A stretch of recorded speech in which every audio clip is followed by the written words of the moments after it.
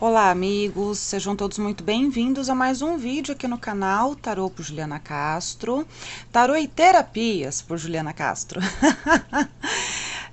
Eu sou a Juliana e eu venho fazer hoje uma resenha com um deck aqui com vocês, que faz tempo que eu tenho, não sei nem por que eu não fiz essa resenha antes, acho que, sei lá, correria do dia a dia, né? É o Tarô Lenormand, é esse bonitão aqui. Ele vai ter uma temática procurando se manter ao tradicional, mas trazendo também a cultura Petit Lenormand, vulgo baralho cigano. É um deck distribuído pela Lois Carabel. E é isso, vamos conhecer este lindão. Ele vem numa caixinha bem simples, né? Uma caixinha de papelão. Ele vem com duas lâminas extras também de apresentação, uma de redes sociais e a outra é de apresentação do próprio deck, que eu não tenho a menor ideia de onde que foi parado.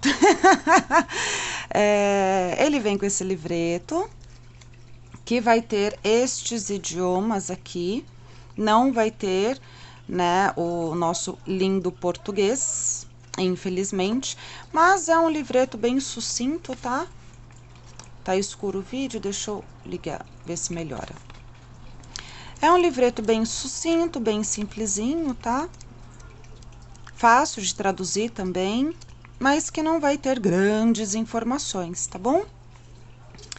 Esse é o verso do deck.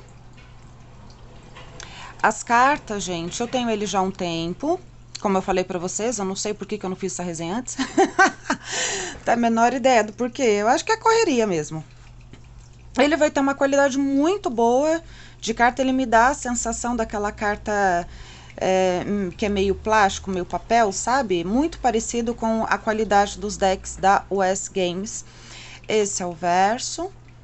Quem gosta da opção, né, de jogar com cartas invertidas, super dá tranquilamente. Vai ter um tamanho padrão de lâmina. Gostei muito da qualidade do deck. E vamos lá conhecer esse lindão, então. A carta do louco, então vamos lá. Arcanos maiores, vai ter o número do arcano, sempre será em algarismo romano. Vai ter aqui a nomenclatura do louco em 4 idiomas.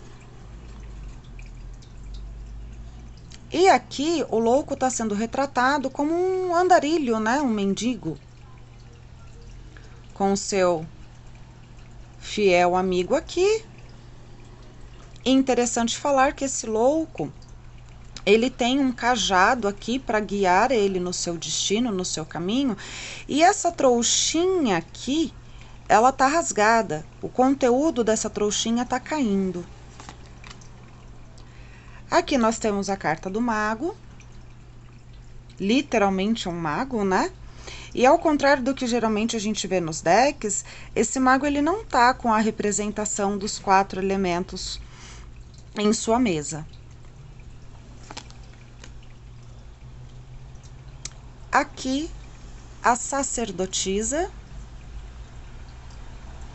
Então, uma mulher sábia até, mas presa, perceba, ela está enclausurada aqui.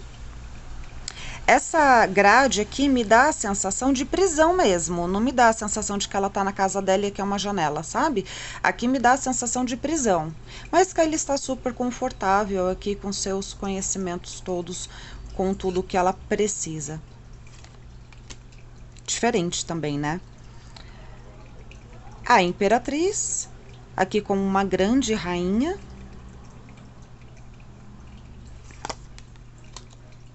O imperador. Percebam, gente, que esse deck, eu achei esse deck simples, né, na quantidade de elementos colocados nas cartas. Para quem não tem uma familiaridade, pode estranhar, por exemplo, a imperatriz como uma rainha, sem aquela plantação de trigos, né, que geralmente a rodeia, a cerca. Aqui saiu bem do tradicional. Para quem tá começando, eu acho que é um deck fácil de aprender, mas faltam alguns elementos que seria bem interessante para quem está começando ter essa integração, esse entendimento, né? Aqui a carta do Hierofante, aqui parecendo um pontífice mesmo, né? Um papa. Aqui os enamorados, sendo retratado pelo casamento propriamente dito, pela união. A carta do carro. Aqui na carta do carro, ele tá segurando, eu esqueci o nome dessa bolinha aqui, me fugiu. E um cetro. Ele não está segurando os cavalos, né? Interessante pontuar isso. Ele não está segurando as rédeas. Aqui é a carta da justiça, e aqui me dá uma conotação de que essa justiça, ela tá meio ferida, né? Esse torso aqui, me dá a sensação de ser uma bandagem ao entorno da cabeça dela. Aqui é a carta do eremita. A roda da fortuna. A carta da força. Aqui sendo representada por uma realeza, né? Uma rainha domando ali, fazendo um carinho no seu leão. Aqui o enforcado, e aqui, gente, a sensação que eu tenho é que é um bonequinho de palha, ó.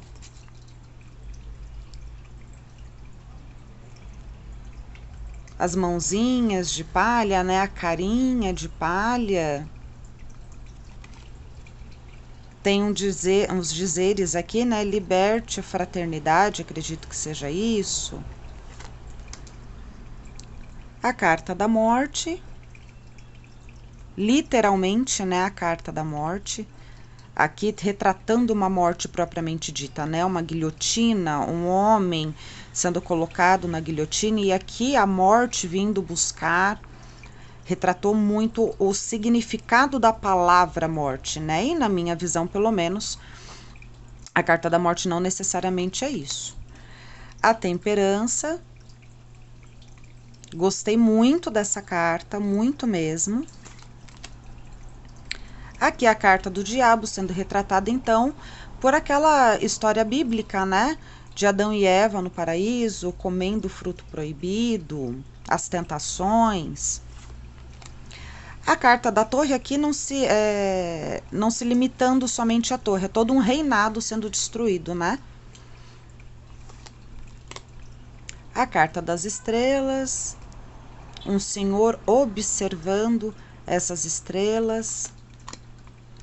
A carta da lua não contendo o lago com o lagostim, né? Que eu acho que é um dos itens mais importantes da carta da lua. A carta do sol, não com uma, mas com várias crianças, e o sol meio que aqui cuidando, né, zelando por essas crianças. A carta do julgamento.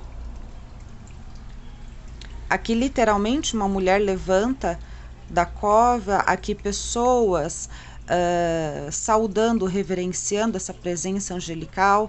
Aqui um padre, digamos assim, aqui é um franciscano, né?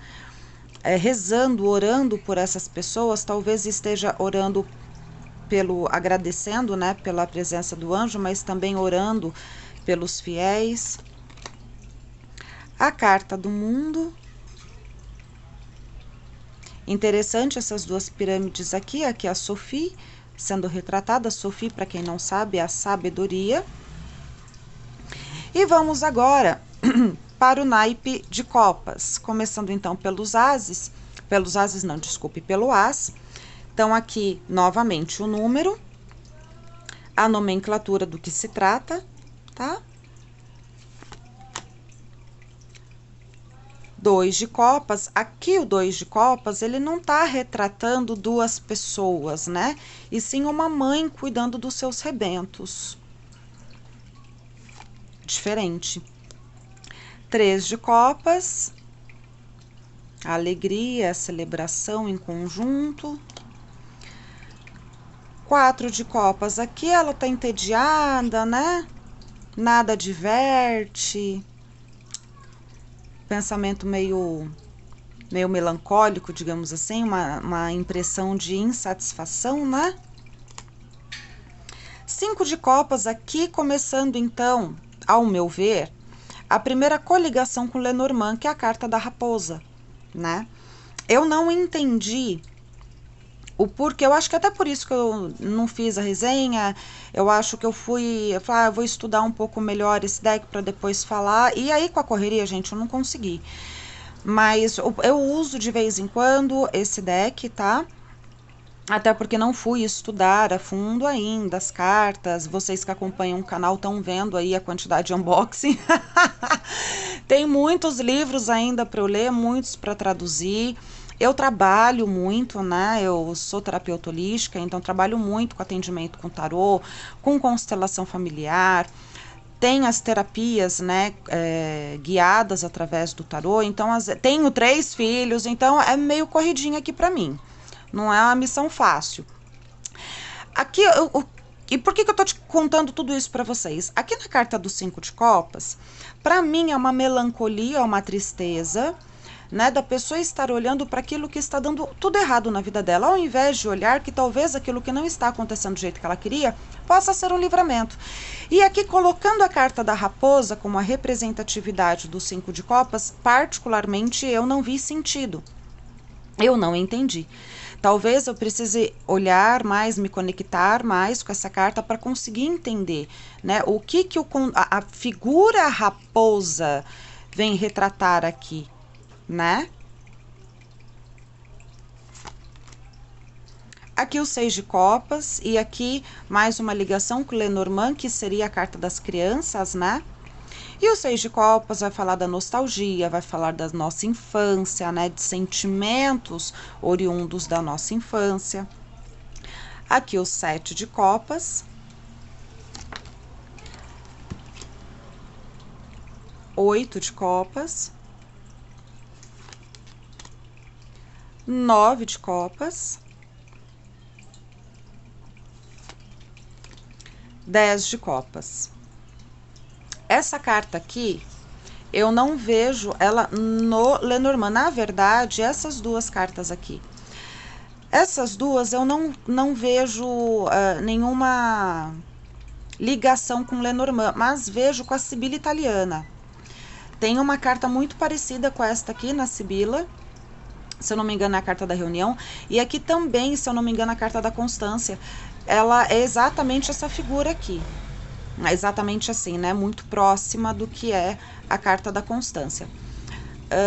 Falar que eu consigo coligar aqui, não consigo. O que cada uma, o que interliga elas, né? Não consigo, porque para mim esta carta aqui caberia, essa figura, na verdade, caberia muito melhor no 10 de copas. Mas não deixa de ser uma arte muito bonita e muito provavelmente é uma limitação minha ainda de interação com o deck, tá, gente? Não estou falando que eu não gostei do deck, muito pelo contrário, gostei bastante. Aqui o pajem de copas. Cavaleiro. Rainha, literalmente uma rainha, né? Rei. Então, até aqui já deu para entender, vamos aqui, né, o naipe de paus. Então, até aqui já deu para entender que vai ter algumas coligações com Lenormand. Esta carta aqui, por exemplo, 2 de paus, também vai ter uma conotação, uma ligação, vai me lembrar uma carta da Sibila italiana. Então, ela não vai ser 100% fidedigna ao Lenormand. Aqui é a carta da chave, que sim é retratada no Lenormand, né, no 3 de paus. Aqui a carta dos pássaros, sendo retratada no 4 de paus. Para mim tem muito sentido aqui. Aqui também teve muito sentido para mim. Esta também é uma carta que tem uma similaridade na Sibila, o 5 de bastões. A carta da carta, no 6 de paus. Talvez aqui, você recebendo uma notícia que é mérito teu, que é honra tua, né, uma conquista sua, talvez seja essa a ligação de uma coisa para com a outra. 7 de paus. Aqui a carta dos caminhos, né, onde o 8 de paus vai falar de velocidade, de acontecimentos rápidos, de movimentações. E aqui eu achei coerente, porque quando a gente faz uma escolha, que eu estou numa encruzilhada, eu faço uma escolha, o resultado, as consequências dessas escolhas geralmente são rápidas, né? Você se colocou em movimentação, você tomou uma decisão e vai, a consequência disso, né, vai trazer movimentação na sua vida. Eu achei que teve muito sentido aqui. 9 de paus, sendo simbolizada pela carta dos ratos, também achei que tem muito sentido, né, que é aquela carta da exaustão, de você estar cansado, de apanhar da vida, não entende o porquê que você passa por tantos percalços, né? E a carta dos ratos vai falar de você ter a sua energia vital minada, ter desgastes por forças maiores que você. 10 de paus, sendo representada pela carta da vassoura, pela representatividade da vassoura e do chicote. Também para mim teve um sentido, porque a carta da vassoura e do chicote vai falar também de desgaste, né? De movimentos repetitivos, de ações repetitivas e que geram um grande cansaço por gerar um esforço contínuo. Também vi sentido aqui. Pajem, aqui sendo escrito, né? Não falei nos outros, mas aqui sendo escrito como valete. Cavaleiro. Rainha. Bati no tripé, desculpe. Rei. Vamos agora para o naipe de espadas, começando pelo as. Aqui, o 2 de espadas foi colocada a representatividade da cruz. Acho que tem sentido e não tem, há controvérsias. Aqui a carta da âncora, sendo representada pelo 3 de espadas. Também acho que tem sentido e não tem. Por quê? Quando a gente tem uma mágoa, não é via de regra, mas grande parte das vezes é porque a gente tem um troço que não é bacana pra gente. E aí gera essa mágoa, gera essa frustração. A carta da âncora vai falar também de procrastinação, né? De você não se movimentar. Né? Fala de segurança, fala de trabalho, fala, mas ela também fala daquilo que está inerte, não está em movimento, não anda, né? Não progride, procrastina. E água parada, né? Prolifera bactérias, digamos assim.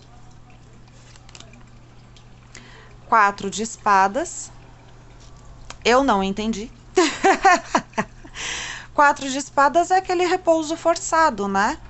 E aqui vai me parecer muito com a carta dos 5 de espadas, na verdade. 5 de espadas aqui é uma carta do ladrão da Sibila italiana. Tá aí.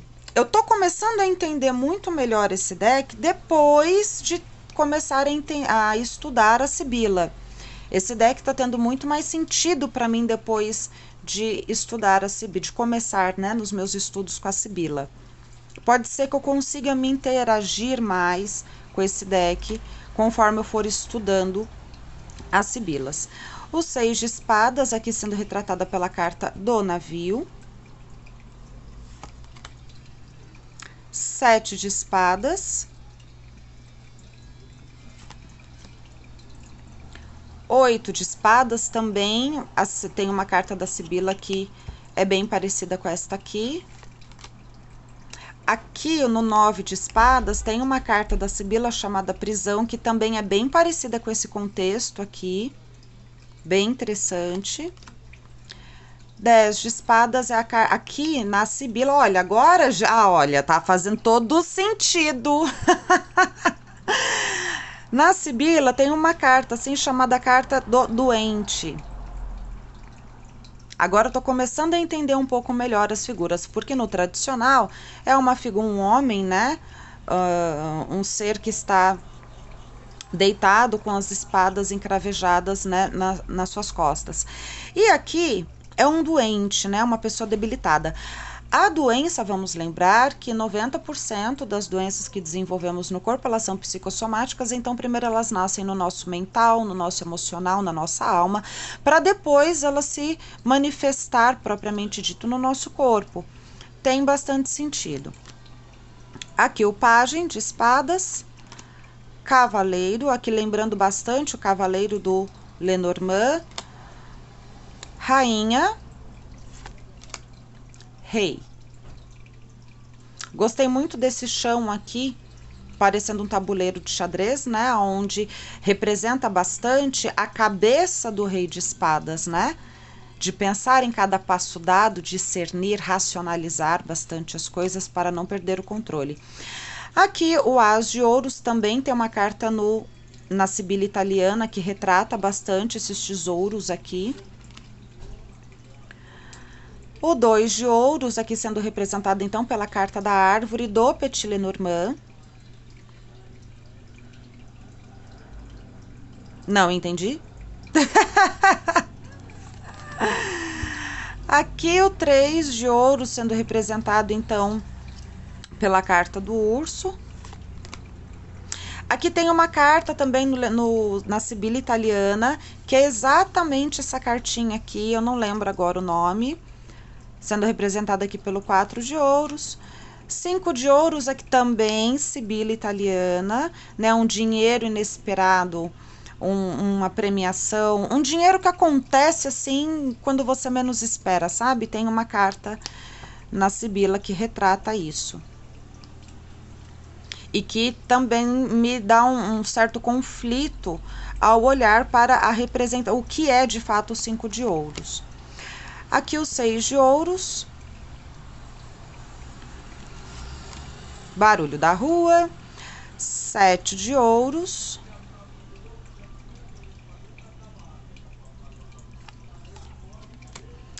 aqui o 8 de ouros sendo representada então pela carta da foice. Tem sentido. 9 de ouros sendo representado pelo jardim, com essa borboleta lindíssima, que inclusive na Sibila italiana tem essa representatividade também.